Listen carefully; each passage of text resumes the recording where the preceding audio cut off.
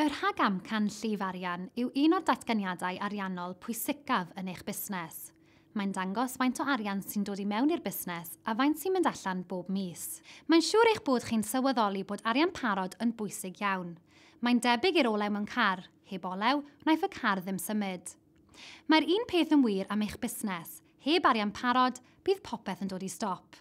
Rwy'n mynd i'ch tywys chi'n gyflym drwy ddatganiad llif arian mwyn i chi gael darlun cyffredinol.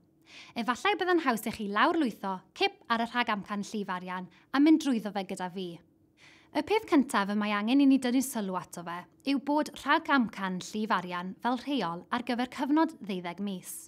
Yn yr enghraifft yma, dim ond un chwarter sydd, sef 3 mis, ond mae'r egwyddor yr un fath. Ar y top fe welwch chi'r adran incwm. Dyma'r arian sy'n dod i mewn i'r busnes.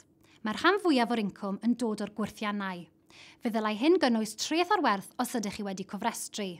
Fe ddylech chi hefyd gynnwys unrhyw incwm arall yn fan hyn. Efallai eich bod chi wedi rhoi rhywfaint o arian yn y busnes wrth i chi ddechrau, neu efallai eich bod chi wedi cael benthyciad gan y banc neu grant. Nodwch yr rhain ar wahân a'i rhoi nhw o dan y misoedd pan ddylai'r arian gyrraedd. Yn ein henghraifft ni, fe allwch chi weld bod buddsoddiad personol gwerth 2,500 wedi wneud pan ddechreuwyd y busnes ym mis Ionawr.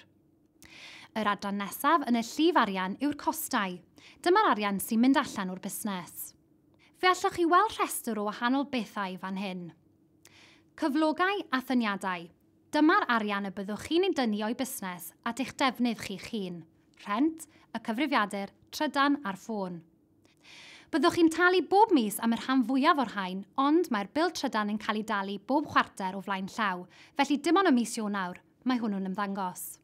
Roedd amcamgyfrif hefyd ar gyfer yr offer y byddai ei angen wrth ddechrau'r busnes, a chostau rheolaidd cynhwysion hefyd, mwyn i chi wneud y cynnyrch. Cost arall y bydd angen i chi ystyried yw cost marchnata. Unwaith eto, peidiwch ag anghofio treth ar werth, os ydych chi wedi cofrestru. Rhowch linell ar wahân ar gyfer y treth ar werth. Mae cyfanswm yr holl gostau i'w weld ar waelod yr adran honno. Bydd hyn yn cael ei wneud fesul mis a hefyd ar gyfer y cyfnod i gyd. Nawr, fe allwn ni weld beth fydd ein llif arian net. Y cyfan sydd angen i'w wneud yw tynnu cyfanswm y costau o gyfanswm yr incwm. Yn ein henghraifft ni, cyfanswm yr incwm ym mis Ionawr oedd 4,500. Felly, wrth dynnu cyfanswm y costau, sef 4,055 o'r incwm, mae hynny'n ei gadael ni gyda llif arian net o 445 o bunnoedd ar gyfer y mis. Cofiwch, fe all y ffigur yma fod yn swm negatif weithiau, ac fe ddylai hynny fod yn rhybydd i chi feddwl a oes angen newid rhywbeth. Fe allwch chi naill llai geisio gwerthu rhagor, neu edrych ar eich costau a newid ambell beth yn y fan honno, gwario llai ar farchnata enghraifft. Mae 2 linell olaf y datganiad llif arian yn dangos y balans agor ar gyfer y mis.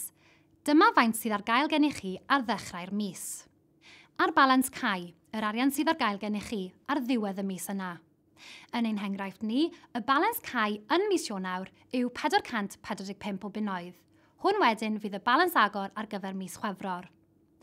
Adiwch hwn at y llif arian net a dyna'ch balans cau ar gyfer mis Chwefror.